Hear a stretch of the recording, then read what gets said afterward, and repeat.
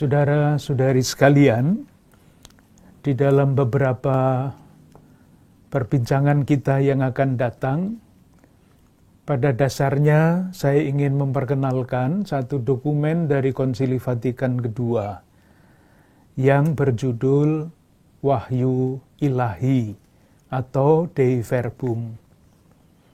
Dokumen ini sejauh saya amati, kalau saya salah saya senang, kurang dikenal oleh umat. Padahal pengaruhnya bagi kehidupan gereja, khususnya pembaharuan gereja dan peranan kitab suci di dalam gereja sangat besar. Saya akan memperkenalkan beberapa paham dasar dari dokumen itu dan menunjukkan dengan contoh konsekuensinya di dalam pemahaman mengenai kitab suci. Namun sebelum masuk, saya ingin menunjukkan sebentar betapa besar pengaruh dokumen ini, ajaran resmi gereja ini, bagi kehidupan gereja dan bagi kehidupan umat Katolik. 1-2 contoh saja. Kalau kita bandingkan minat umat Katolik untuk membaca, mendalami, mempelajari kitab suci sekarang pada tahun 2020 ini, dibandingkan misalnya dengan 25 tahun yang lalu, perubahannya sangat dahsyat. Sebagai contoh, tahun 82 saya menjadi ketua Komisi Kerasulan Kitab Suci di Keuskupan Agung Semarang. Waktu itu diperkenalkan kitab suci dalam bahasa Jawa. Ditawarkan harganya sekian, tidak ada yang membeli. Dipotong harga separuh, tidak ada yang membeli. Kemudian ditawarkan silahkan yang mau ambil gratis, tidak ada yang mengambil. Dan akhirnya kitab suci yang jumlahnya 1.500-an itu dicacah, dihancurkan. Karena apa? Karena memenuhi gudang. Silahkan membayangkan minat membaca atau memiliki kitab suci dengan ilustrasi yang seperti itu. 5 tahun kemudian, 5 tahun itu tidak lama, orang mulai mencari kitab suci yang berbahasa Jawa, minta supaya dicetak kembali. Umat menjamin bahwa kalau dicetak kembali akan dibeli. Dan betul, dicetak 2.500 eksemplar, dalam waktu 2 minggu habis. Dicetak lagi agak lama habisnya, tetapi ada satu hal yang menarik. Banyak saudara-saudara kita di sana yang berasal dari desa yang tidak mampu membeli kitab suci bahasa Jawa dengan harga segitu. Apa yang terjadi? Mereka patungan. Beberapa keluarga membeli bersama-sama dan menggunakannya secara bergiliran. Dalam waktu yang begitu singkat, minat membaca kitab suci dalam bahasa Jawa pada waktu itu begitu dahsyat. Kalau ditanya, dari mana muncul minat yang cepat berkembang itu? Jawabannya dari dokumen gereja, ajaran resmi gereja mengenai wahyu ilahi yang judulnya asli adalah Dei Verbum, Sabda Allah. Kita juga bisa melihat misalnya sekarang ini kita kenal dengan nama Bulan Kitab Suci Nasional, BKSN. Pada waktu mulai tahun 1977, namanya bukan Bulan Kitab Suci Nasional, tetapi Hari Minggu Kitab Suci Nasional. 1 hari saja disambut, dirayakan. Sekarang menjadi Bulan Kitab Suci Nasional dengan segala macam prakarsa, inisiatifnya yang sangat kreatif. Kursus di mana-mana. Kita kenal di Jakarta kursus kitab suci Santo Paulus yang baru-baru saja membuka tanda petik cabangnya di Tangerang. Minat sangat besar. Renungan-renungan harian mengenai sabda Tuhan, bacaan Ekaristi banyak sekali. Sekali lagi, kalau kita bertanya apa yang mendorong umat Katolik begitu besar minatnya bertumbuh untuk membaca, mempelajari, dan merenungkan kitab suci.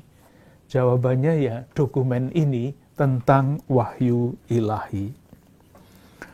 Nah, dokumen tentang wahyu ilahi itu sebetulnya yang paling penting untuk gereja pada umumnya dan untuk kita semua yang tidak belajar di fakultas teologi dan sebagainya, itu adalah bagian yang terakhir yang berjudul Kitab Suci dalam Kehidupan Gereja. Yaitu tadi, minatnya seperti itu, bertumbuh, dan peranan sabda Allah di dalam kitab suci, di dalam liturgi, di dalam teologi, dalam hidup umat, berkembang begitu pesat. Tetapi, supaya kitab suci dalam kehidupan gereja itu mempunyai perspektif cakrawala yang luas, maka dokumen itu mulai dengan sesuatu yang paling fundamental. Saya sebutkan 1, 2, 3, 4, 5, 6 judul-judulnya saja. Bagian yang pertama itu tentang wahyu. Ini faham tentang wahyu ini sangat menentukan dalam usaha kita memahami dan menafsirkan kitab suci. Yang kedua adalah meneruskan wahyu. Ketika wahyu itu sampai, caranya meneruskan bagaimana. Yang ketiga, mengenai ilham dan konsekuensinya bagi penafsiran kitab suci. Lalu bab 4 tentang perjanjian lama. Kita semua tahu perjanjian lama panjang. Kadang-kadang isinya itu mengagetkan, bahkan tidak jarang berlawanan dengan perjanjian baru. Lalu tempat perjanjian lama itu seperti apa? Di dalam rangka perwahyuan. Baru kemudian perjanjian baru, dan yang terakhir adalah kitab suci di dalam kehidupan gereja.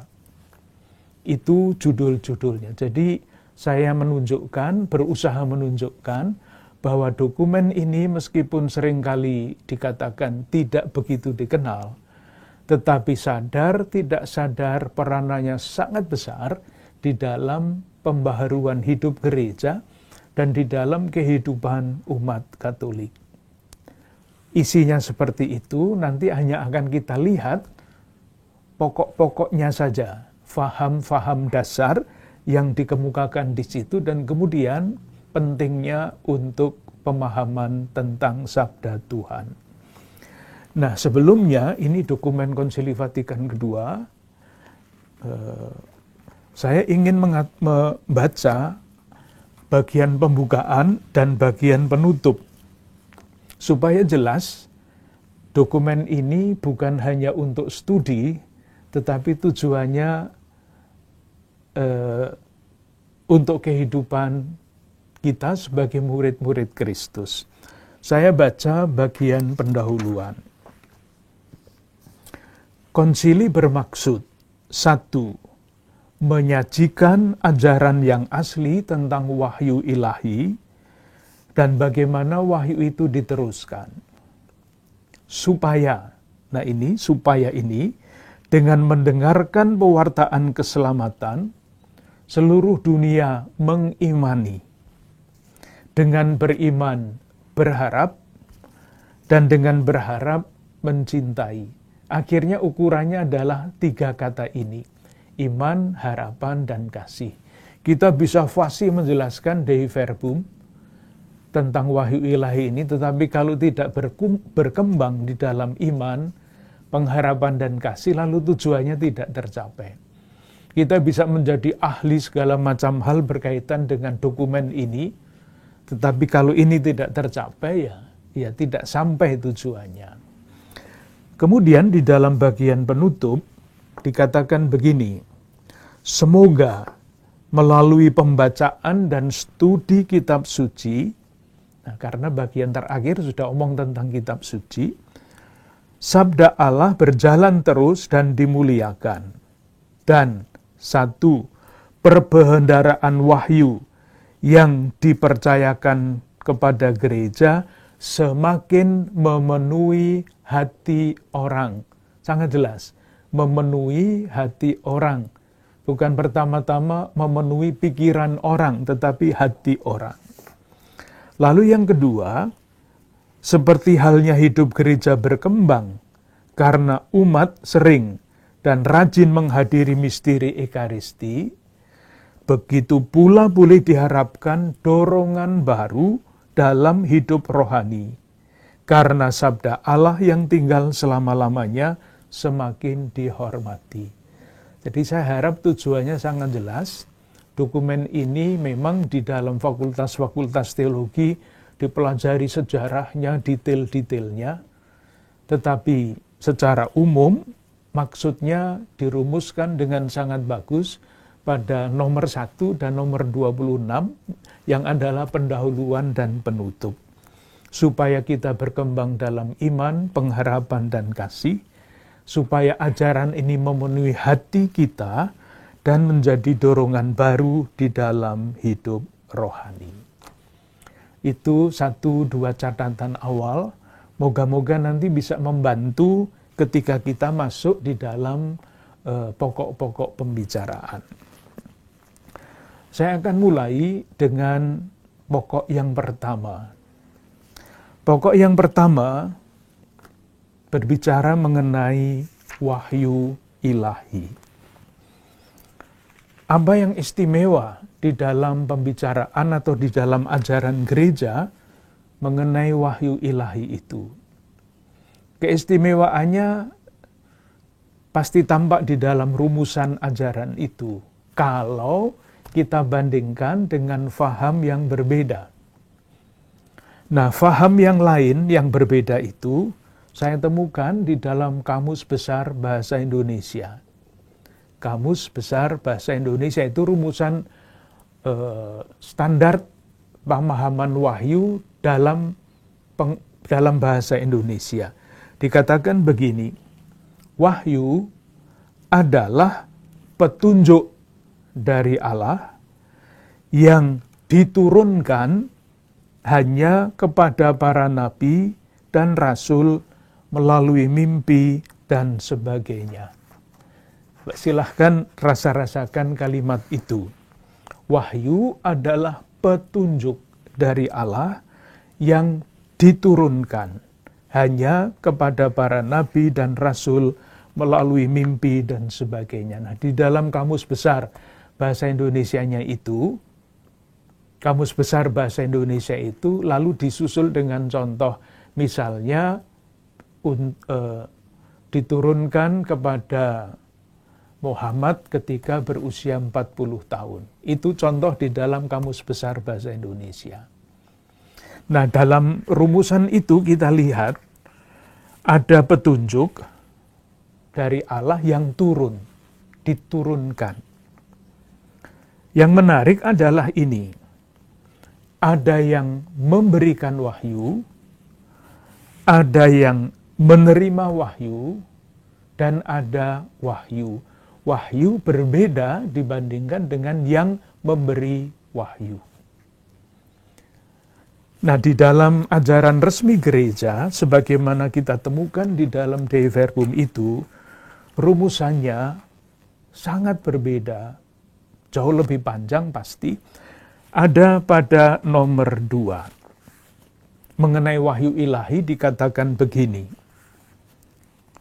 dalam kebaikan dan kebijaksanaannya, Allah mewahyukan atau Allah berkenan mewahyukan dirinya.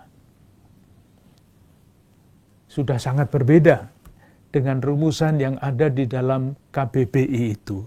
Dan menyatakan rahasia kehendaknya. Selanjutnya, maka dengan wahyu ini Allah yang tak kelihatan, karena cinta kasihnya yang melimpah ruah, 1. menyapa manusia sebagai sahabat, bergaul dengan mereka, guna mengundang dan menerima mereka ke dalam persekutuannya.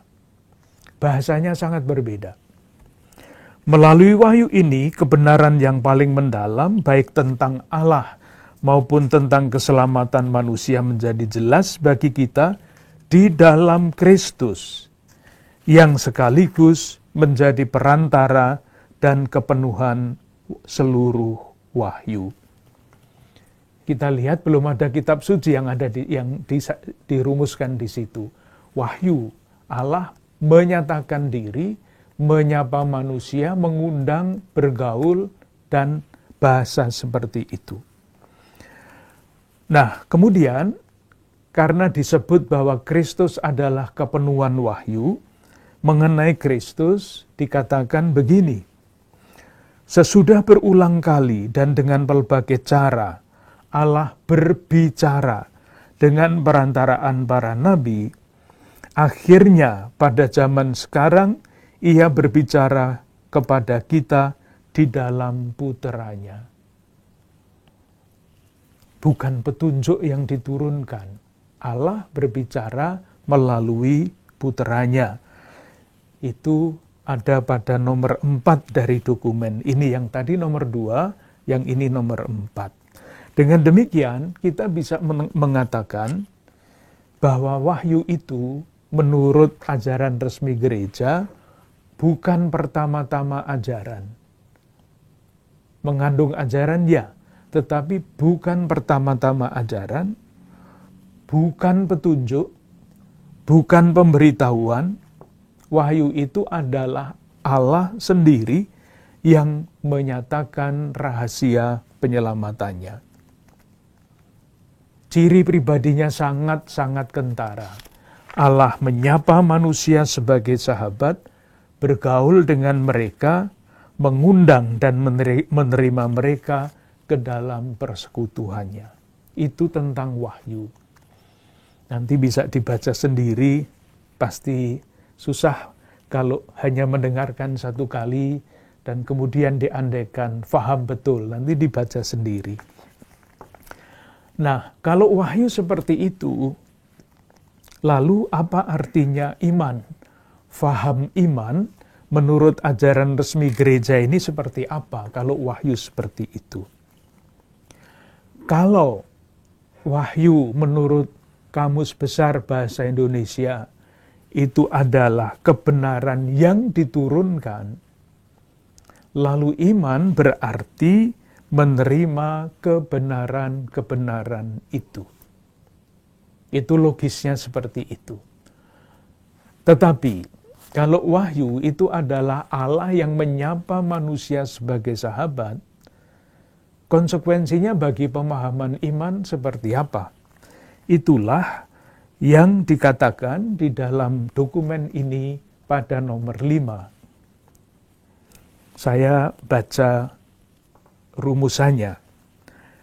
Kepada Allah yang mewahyukan diri, manusia harus menyatakan ketaatan iman.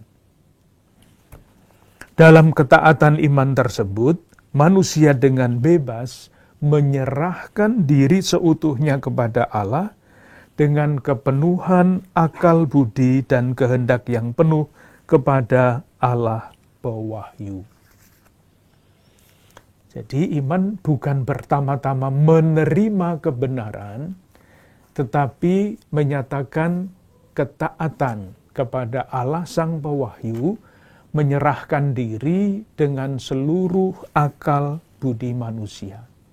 Itu tentang iman.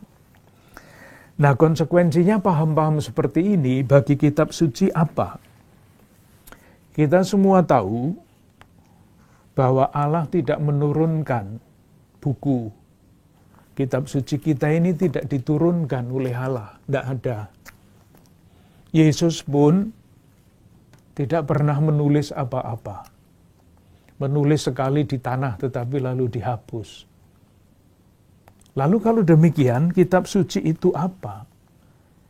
kitab suci ditulis oleh para pengarang yang adalah saksi-saksi karya keselamatan Allah sebagai manusia bebas, tetapi menerima ilham khusus, sehingga yang mereka tulis itu adalah sabda Allah. Mengenai ilham nanti akan kita bicarakan tersendiri. Tapi yang menulis kitab suci ini adalah saksi-saksi iman. Perjanjian Lama ditulis oleh penulis-penulis Perjanjian Lama, Perjanjian Baru ditulis oleh para penulis Perjanjian Baru.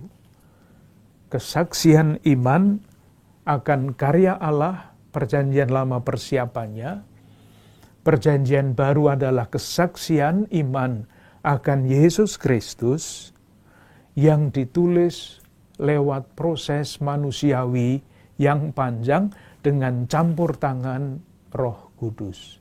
Jadi kerjasama antara manusia yang bebas sebagai saksi dan anugerah khusus yang namanya ilham Roh Kudus itu. Jadi ada 3 hal: wahyu, rumusannya khas ajaran Gereja Katolik, iman adalah konsekuensi dari paham wahyu, dan kitab suci juga sama. Konsekuensi dari ajaran wahyu, iman, dan kemudian kesaksian iman itulah yang ditulis di dalam kitab suci.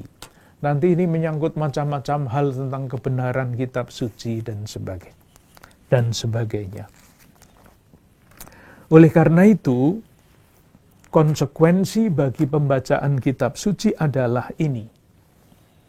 Membaca kitab suci dengan faham, dengan latar belakang seperti itu, adalah atau tujuannya adalah untuk membina relasi. Rumusannya tadi kan Allah menyapa manusia sebagai sahabat, bergaul dan mengundang manusia masuk ke dalam persekutuan dengan Dia. Itu rumusannya kan sangat-sangat dialogal dan relasional. Maka konsekuensinya bahasa kitab suci jangan pertama-tama dimengerti sebagai bahasa informasi, tetapi sebagai bahasa relasi. Membangun relasi, menemukan relasi, mengembangkan relasi dengan Tuhan. Mungkin contoh yang sederhana ini dapat membantu. Maksud saya, apa yang dimaksudkan dengan bahasa relasi itu? Kalau seorang anak berkata kepada ibunya begini, "Ibu, saya haus." Ini kalimat. Bisa ditafsirkan macam-macam. Kalau kalimat itu sekedar dimengerti sebagai informasi, lalu ibunya hanya bisa mengatakan, "Oh gitu ya. Sudah, selesai. Informasi diterima, selesai." Tetapi, kalau kata-kata itu dimengerti di dalam sebagai bahasa relasi antara ibu dan anak, tidak akan berhenti sampai di situ. Ibu itu akan cepat-cepat mengambil air atau mengambil minuman dan memberikan kepada anaknya. Karena ibu itu memahami kata-kata anaknya, "Ibu, saya haus," tidak sebagai bahasa informasi, tetapi sebagai bahasa relasi. Nah, kitab suci mestinya dipahami, direnungkan di dalam garis itu juga. Sekarang saya ingin menawarkan satu contoh bagaimana kita bisa mengamati di dalam suatu teks kitab suci relasi yang berkembang, relasi yang menyelamatkan. Seperti apa? Saya ingin mengambil contoh Injil Markus bab 10 ayat 46 sampai 52. Kita baca dengan agak teliti supaya nanti jelas relasi-relasi itu seperti apa, dinamika relasi itu seperti apa. Ini kisah yang kita semua sudah kenal, yaitu kisah penyembuhan Bartimeus, orang buta. Saya baca kisahnya, nanti akan dilihat, ditunjukkan hal-hal yang saya anggap penting tentu saja. Lalu tibalah Yesus dan murid-muridnya di Yeriko. Dan ketika Yesus keluar dari Yeriko, bersama-sama dengan murid-muridnya dan orang banyak yang berbondong-bondong, ada seorang pengemis yang buta, bernama Bartimeus, anak Timeus, duduk di pinggir jalan. Ketika didengarnya bahwa itu adalah Yesus orang Nazaret, mulailah ia berseru, "Yesus, anak Daud, kasihanilah aku." Banyak orang menegurnya supaya ia diam. Namun semakin keras ia berseru, "Anak Daud, kasihanilah aku." Lalu Yesus berhenti dan berkata, "Panggillah dia." Mereka memanggil orang buta itu dan berkata kepadanya, "Kuatkanlah hatimu, berdirilah, ia memanggil engkau." Lalu ia menanggalkan jubahnya, ia segera berdiri dan pergi mendapatkan Yesus. Tanya Yesus kepadanya, "Apa yang kau kehendaki supaya aku perbuat bagimu?"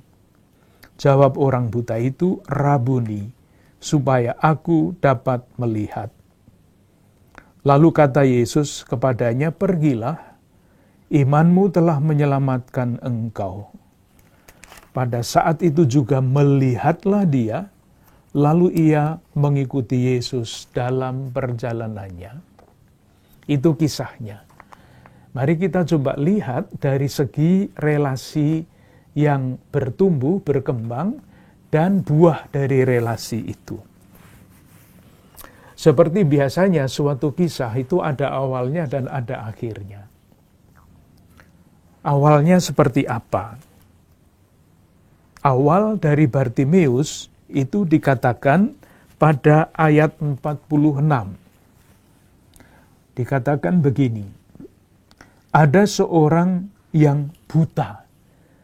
Jadi pada awal mula Bartimeus buta, bernama Bartimeus dan sebagainya, duduknya di mana? Di pinggir jalan. Jadi 3 kata, buta, duduk, di pinggir jalan. Itu ketika ceritanya mulai. Nah, ketika ceritanya berakhir, kita baca pada ayat 52, pada saat itu juga melihatlah dia, lalu ia mengikuti Yesus dalam perjalanannya. Yang tadinya buta, sekarang melihat. Yang tadinya duduk, itu pada ayat 50 sudah dikatakan ia segera berdiri. Nah, kalau mengikuti Yesus itu pasti berjalan berdiri kan, tidak merangkang tentu saja. Dan dalam perjalanannya, jadi buta, duduk di pinggir jalan, akhirnya melihat, mengikuti Yesus berdiri, dalam perjalanannya, tidak di pinggir jalan lagi. Itu adalah awal dan akhir kisah. Di tengah-tengahnya ada dinamika relasi antara tokoh-tokoh yang ada di dalam kisah itu. Kita lihat yang pertama tentu saja Bartimeus. Seperti apakah relasi Bartimeus dengan Yesus? Relasi itu dapat kita baca di dalam sebutan-sebutan yang dipakai oleh Bartimeus. Yang pertama, ayat 47, bagian awal. Ketika didengarnya bahwa itu adalah Yesus orang Nazaret. Di sana rupanya yang namanya Yesus itu banyak.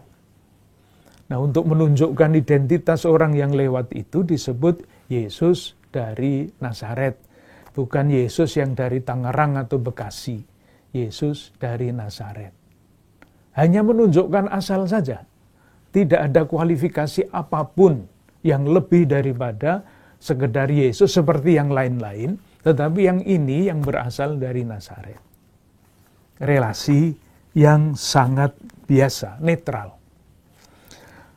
Menjadi berbeda ketika Bartimeus itu berseru, Yesus, anak Daud, kasihanilah aku.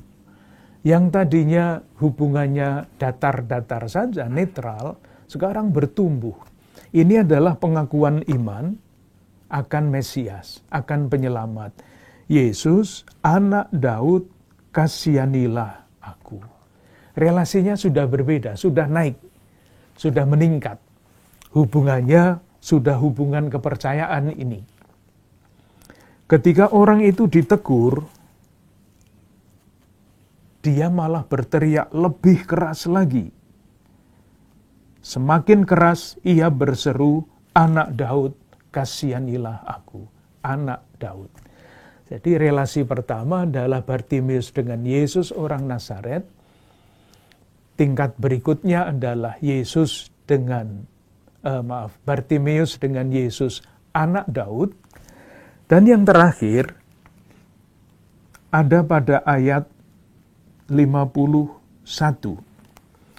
Jawab orang buta itu, Rabuni, supaya aku dapat melihat.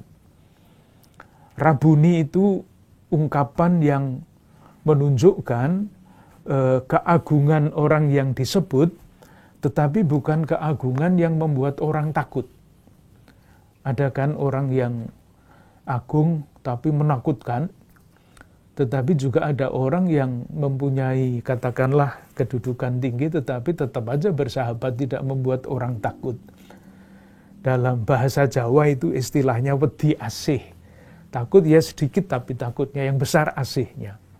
Hormat, tetapi hormat yang tidak membuat jarak, melainkan hormat yang mendekatkan.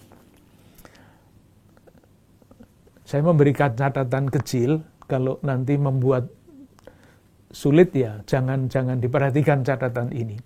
Kalau membaca kisah yang serupa di dalam Injil Matius dan di dalam Injil Lukas, sebutan yang ketiga itu bukan Rabuni. Nanti dicek. Sebutan yang ketiga adalah Tuhan. Itu jelas sekali peningkatannya. Yesus orang Nazaret, Yesus anak Daud, Yesus Tuhan. Tetapi itu adalah suatu kesaksian iman yang berbeda yang ingin ditunjukkan oleh Matius dan Lukas. Sementara Markus ingin menunjukkan bahwa yang anak Daud, Mesias penyelamat itu bukan seperti yang dipahami menurut faham yang biasa pada waktu itu, tetapi yang disebut Rabuni. Dihormati, tetapi tidak membuat jarak.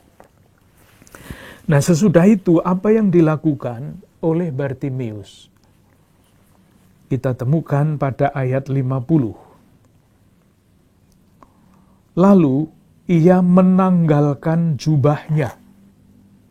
Ia segera berdiri dan pergi mendapatkan Yesus. Menanggalkan. Ini bisa dimengerti di dalam dua maksud, dua arti. Silahkan membayangkan, Bartimeus, orang buta, pengemis, pakai jubah. Pasti jubahnya bukan seperti jubah zaman sekarang liturgi yang hebat-hebat itu. Jubah orang miskin. Mungkin satu-satunya jubah yang dia punya itu ia tanggalkan. Ini mengungkapkan ketetapan hati yang sungguh-sungguh besar. Melihat Yesus dialami sebagai anak Daud dan Rabuni, ia tanggalkan jubahnya. Arti yang kedua adalah arti yang sangat simbolis, yang saya kira kita semua tahu, sering kali kita dengar di dalam kitab suci, menanggalkan manusia lama untuk mengenakan manusia baru. Misalnya dapat dibaca dalam surat kepada orang Efesus bab 4 ayat 22 sampai 25. Saya baca sebagian, yaitu bahwa kamu berhubung dengan kehidupan kamu yang dahulu harus menanggalkan manusia lama. Saya loncat ayat 24, dan mengenakan manusia baru. Jadi simbolik seperti itu, kalau dalam arti yang biasa ya ini mengungkapkan ketetapan hati yang sangat besar. Yang istimewa juga adalah ini. Yesus berkata kepada dia pada ayat 52, pergilah, disuruh pergi. Tetapi apa yang terjadi? Bukannya Bartimius itu pergi, tetapi tadi sudah kita lihat, ia mengikuti Yesus dalam perjalanannya. Ini persis panggilan para murid. Mereka meninggalkan jalannya, mengikuti Yesus. Bartimius ini menanggalkan jubahnya, lalu mengikuti Yesus. Dan mengikuti Yesus ini dalam hal Bartimius sangat istimewa. Kalau murid-murid itu kan dipanggil untuk mengikuti Yesus. Ini disuruh pergi, dia tidak pergi, malah mengikuti Yesus. Sesuatu yang sangat istimewa, apalagi kalau diperhitungkan kisah sebelumnya pada bab 10 ayat 32. Saya baca untuk menunjukkan istimewanya Bartimius ini. Yesus dan murid-muridnya sedang dalam perjalanan ke Yerusalem, dan Yesus berjalan di depan. Murid-murid merasa cemas, dan juga orang-orang yang mengikuti dia dari belakang merasa takut. Ketika murid-murid takut, karena Yesus pergi ke Yerusalem tidak sedang piknik ini, tetapi sedang menyambut akhir hidupnya, Bartimius ini dengan ketetapan hati yang besar mengikuti Yesus. Murid yang istimewa. Itu mengenai Bartimius. Jadi Bartimius bertumbuh dari buta, duduk di pinggir jalan, menjadi Bartimius yang melihat, mengikuti Yesus dalam perjalanannya. Relasinya seperti, perkembangannya seperti itu. Nah, ini terjadi karena relasinya dengan Yesus. Kalau tidak ada Yesus, ya tidak jadi kisah ini. Oleh karena itu, kita coba lihat apa yang dilakukan Yesus terhadap Bartimius. Yang pertama, ayat 49. Lalu Yesus berhenti. Ini biasanya dilewatkan, kata berhenti ini. Berhenti artinya apa? Tetapi kalau Yesus tidak berhenti, tidak terjadi apa-apa ini. Maka berhenti dalam kisah ini, Yesus yang berhenti itu sangat menentukan proses relasi selanjutnya. Ini bisa sangat konkret juga kan? Coba silahkan membayangkan kalau kita sedang berjalan, lalu ada orang lain yang mau omong dengan kita, tetapi kita terus jalan terus, coba terjadi relasi yang kayak apa? Lain halnya kalau kita berhenti dan kemudian mendengarkan orang yang mau bicara dengan kita. Maka kadang-kadang berhenti itu juga baik, tidak jalan terus dan seterusnya. Itu yang pertama, sangat menentukan berhenti. Kemudian yang kedua, Yesus berkata lagi sampai 3 kali. Yang pertama ayat 49. Lalu Yesus berhenti dan berkata, panggillah dia. Memanggil.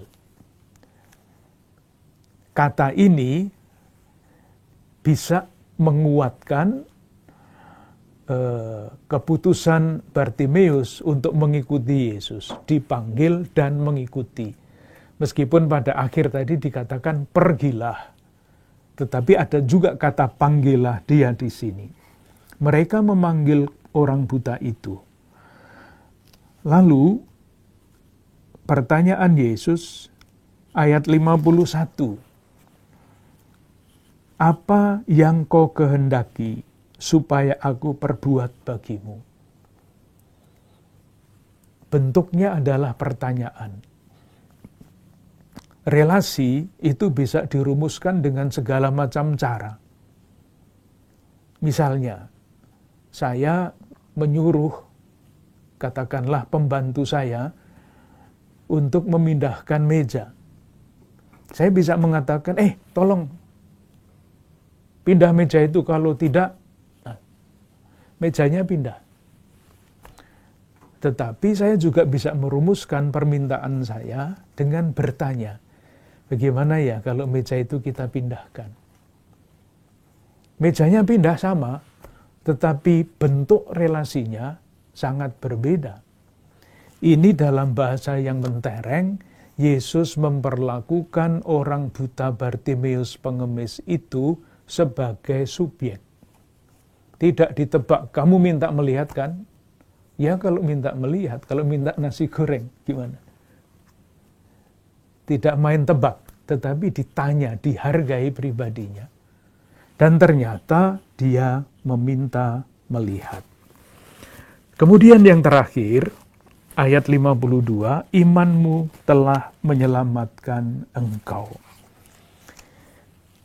Pengalaman Bartimeus dalam relasi itu, secara fisik memang bentuknya adalah kesembuhan, dari buta menjadi melihat. Tetapi di balik yang fisik yang dia alami itu, ia mengalami yang jauh lebih mendalam, yaitu keselamatan. Keselamatan itu dirumuskan dalam keyakinannya Yesus anak Daud dan Rabuni. Nah, keselamatan itu jangan dianggap sebagai hal-hal yang di atas, di awang-awang. Diperlakukan sebagai subjek, dihargai martabatnya sebagai manusia, itu adalah bentuk keselamatan yang sangat-sangat konkret. Jadi bukan keselamatan zaman yang akan datang. Keselamatan sekarang. Bentuknya melihat, tetapi di balik itu ada macam-macam hal yang sangat berarti bagi Bartimeus. Yang terakhir adalah ada murid-murid dan orang banyak. Pada bagian awal, mereka ini masih dibedakan. Murid-murid dan orang banyak, tetapi kemudian tidak dibedakan lagi.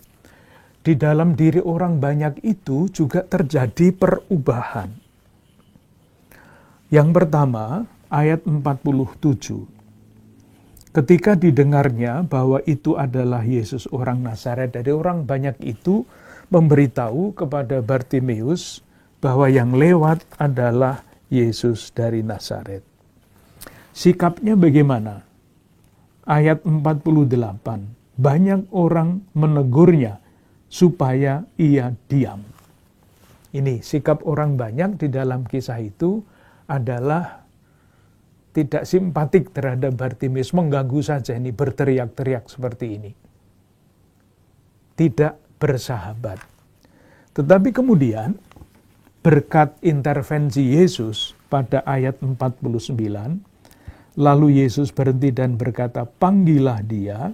Mereka, orang banyak itu, memanggil orang buta itu dan berkata kepadanya, menjadi sangat simpatik. Kuatkanlah hatimu, berdirilah, ia memanggil engkau.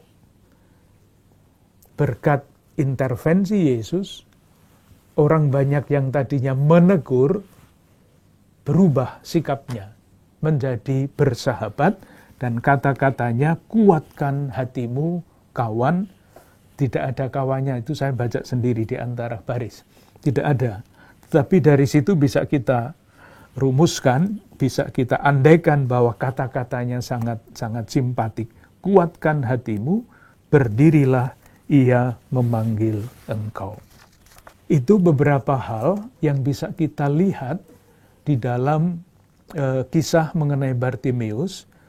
Ada faham tentang wahyu, konsekuensinya bagi iman itu apa, lalu konsekuensinya bagi membaca kitab suci adalah mencari, menemukan relasi-relasi yang membuat suatu kisah itu berdinamika, seperti terjadi di dalam diri Bartimeus. Orang buta menjadi melihat, duduk, berdiri, di pinggir jalan di dalam perjalanannya. Sekali lagi, yang mau dikatakan dengan sangat jelas bagi kita adalah ketika murid-murid yang lain yang sudah lama mengikuti Yesus merasa cemas dan takut mengikuti Yesus pergi ke Yerusalem, Bartimeus ditampilkan sebagai tokoh alternatif. Orang ini sungguh berani memberikan kesaksian iman. Kesaksian iman itu ia ungkapkan dengan teriakan, Yesus anak Daud. Kesaksian iman itu mengubah hati orang. Orang banyak yang tadinya menegur dia, lalu bersahabat dengan dia. Sementara pengakuan iman seperti itu bagi Bartimeus sendiri mempunyai fungsi yang membebaskan. Ia menanggalkan jubahnya dan kemudian mengikuti Yesus.